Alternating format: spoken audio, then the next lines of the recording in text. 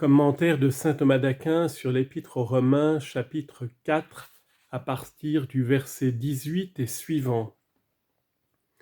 Lorsque saint Paul dit au verset 18 « Ayant espéré contre toute espérance », il exalte la foi d'Abraham. Il en fait voir la grandeur, tout d'abord, ensuite l'efficacité ou l'effet. À ces mots, c'est pour cette raison que sa foi lui fut imputée. Sur le premier point, il montre la grandeur de la foi d'Abraham. D'abord quant à la promesse de la multiplication de sa postérité, deuxièmement quant à celle de l'exaltation de cette même postérité à ces mots, au verset 20, cette promesse de Dieu. Sur la promesse de la multiplication de sa postérité, l'apôtre montre d'abord que la foi d'Abraham a été grande, ensuite qu'elle a été ferme à ses propos, au verset 19, sa foi ne s'affaiblit point. Il propose donc d'abord la grandeur de la foi d'Abraham en disant « Cet Abraham éleva sa foi jusqu'à l'espérance de devenir le père d'une multitude de nations, et cela contre toute espérance. » Sur ceci, il faut considérer que l'espérance suppose une attente certaine d'un bien futur, certitude qui résulte quelquefois d'une cause humaine ou naturelle, suivant ce passage 1 Corinthiens 9, 10, celui qui laboure doit le faire dans l'espérance de recueillir. D'autres fois, cette certitude de celui qui attend repose sur un motif divin, ainsi qu'il est dit au psaume 30, verset 1, « Seigneur, j'ai espéré en vous ».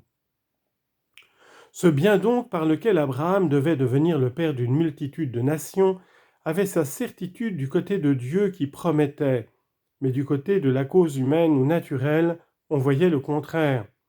C'est pourquoi saint Paul dit « Abraham, contre toute espérance, du côté de la cause naturelle ou humaine, crut par l'espérance dans la divine promesse. » Il rapporte cette promesse en disant au verset 18 selon qu'il lui avait été prédit. Confère Genèse 22, 17 « Je multiplierai ta postérité comme les étoiles du ciel et comme le sable de la mer. » Comparaison employée en raison de la similitude avec une innombrable multitude.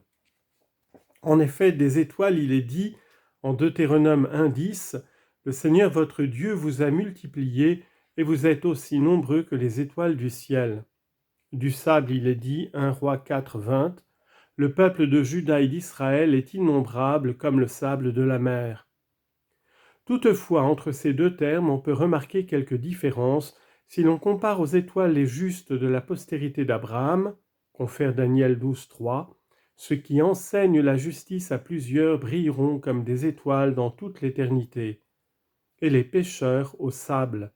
Les pécheurs sont en effet roulés par les flots du monde comme par les vagues de la mer, confère Jérémie 5, 22, « J'ai donné le sable pour borne à la mer. » En disant au verset 19 « Sa foi ne s'affaiblit point », l'apôtre montre la fermeté d'Abraham. Il l'indique d'abord à ces mots « Sa foi ne s'affaiblit pas », car ainsi qu'on manifeste qu'on a une tempérance fortement établie lorsqu'elle n'est pas vaincue par les désirs violents de la concupiscence, de même on prouve la fermeté de sa foi quand elle n'est pas abattue par de grandes difficultés. Confère 1 Pierre 5, 9, « Résistez-lui, demeurant ferme dans la foi. » À ces mots du verset 19, il ne considéra point, saint Paul expose les difficultés qui prouvèrent la fermeté de la foi d'Abraham.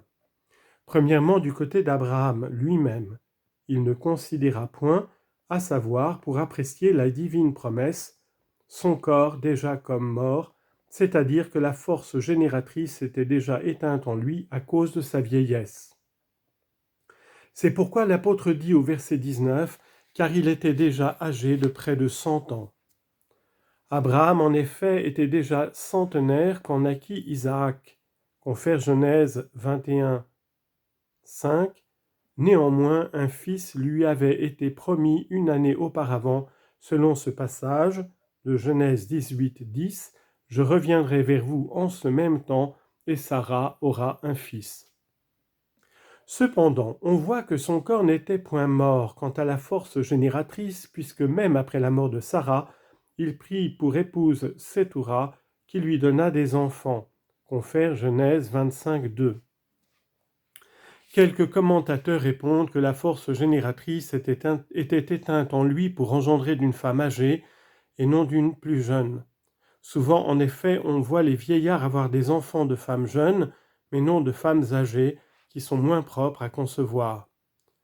Il vaut mieux répondre qu'Abraham avait recouvré miraculeusement la force génératrice à l'égard de Sarah et à l'égard d'autres femmes. Secondement, l'apôtre expose la difficulté du côté de l'épouse d'Abraham, au verset 19, et que la vertu de concevoir était éteinte en Sarah. Il ne s'y arrêta point pour ne pas croire. Saint Paul dit que cette vertu était éteinte en Sarah, tant à la cause de sa stérilité qu'à cause de sa vieillesse, car ainsi qu'il est dit en Genèse 18, 11, Sarah avait passé le temps de la maternité.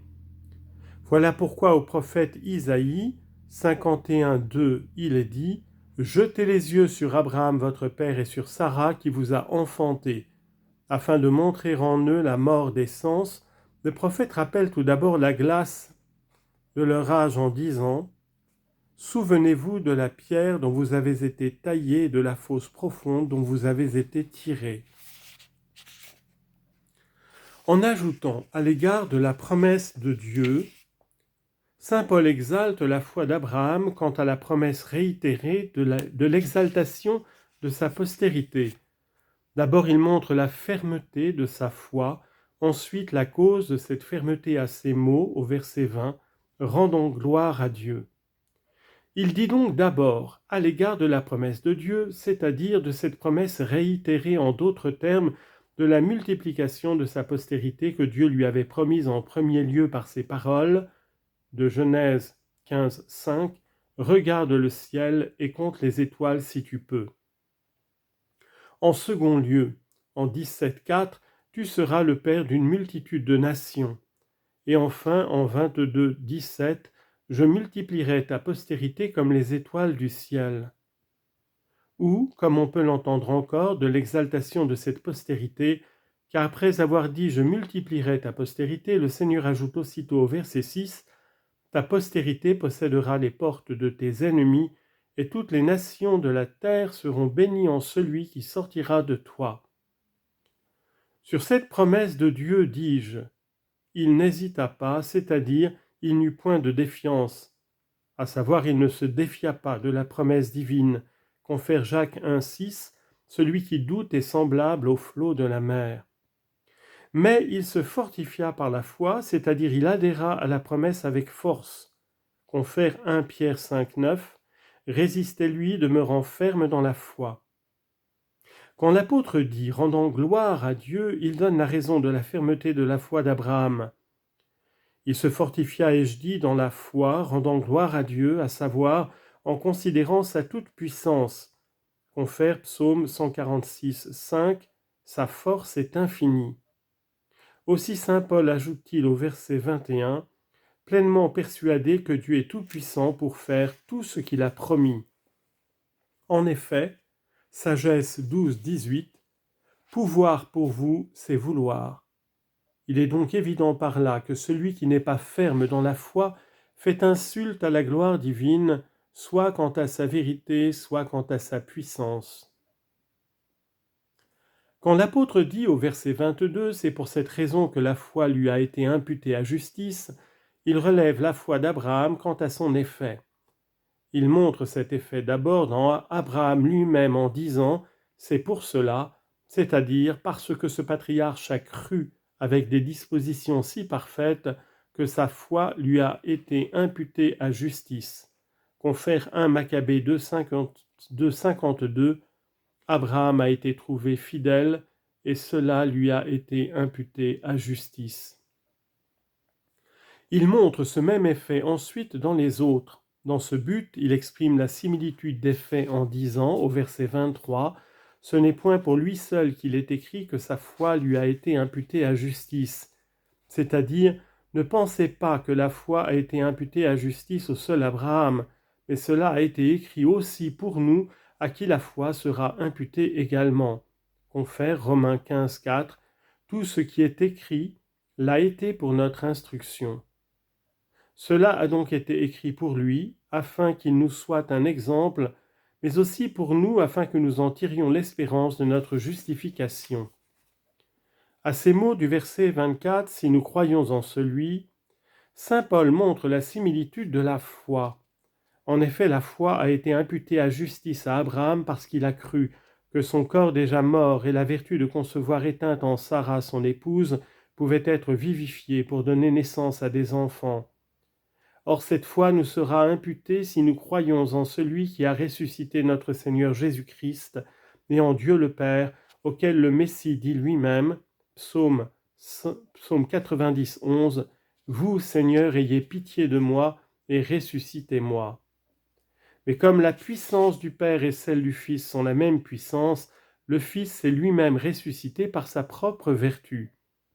Or, que cette foi justifie, nous le voyons ci-après, Romains 19, « Si vous confessez de bouche que Jésus-Christ est le Seigneur, et si vous croyez de cœur que Dieu l'a ressuscité d'entre les morts, vous serez sauvés. » À ces autres, au verset 25, qui a été livré à la mort, l'apôtre assigne la cause pour laquelle la foi à la résurrection de Jésus-Christ justifie en disant « Celui qui, à savoir Jésus-Christ, a été livré à la mort par Dieu le Père. » Confère Romains 8, 32, « Il n'a pas épargné son propre Fils et il l'a livré à la mort pour nous tous. » Et de lui-même, Éphésiens 5, 2, « Il s'est livré lui-même pour nous. » Et par Judas, confère Jean 19, 11, « Celui qui m'a livré entre vos mains est coupable d'un plus grand péché. » Et par les Juifs, Matthieu 20, 19, « Ils le livreront aux gentils pour être leur jouet. » Au verset 25, qui est ressuscité pour notre justification,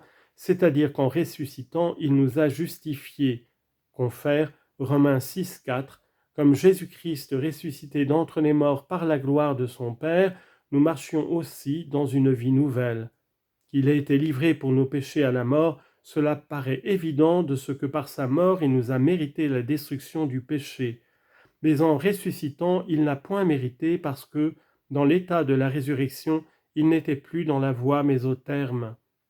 Voilà pourquoi il faut dire que la mort de Jésus-Christ nous a été profitable, non seulement comme cause méritoire mais comme cause efficiente, car l'humanité du Christ étant en quelque sorte l'instrument de sa divinité, comme l'a dit saint Jean Damascène, toutes les souffrances et toutes les actions de cette humanité en Jésus-Christ ont été pour nous une cause de salut, en tant qu'elle procédait de la vertu de la divinité. Mais comme l'effet a toujours de quelque manière un caractère de similitude avec la cause, l'apôtre dit que la mort du Christ par laquelle a été éteinte en lui sa vie mortelle est la cause de la destruction de nos péchés, et que par sa résurrection par laquelle il est revenu à une vie nouvelle est la cause de notre justification par laquelle nous aussi nous revenons au renouvellement de la justice.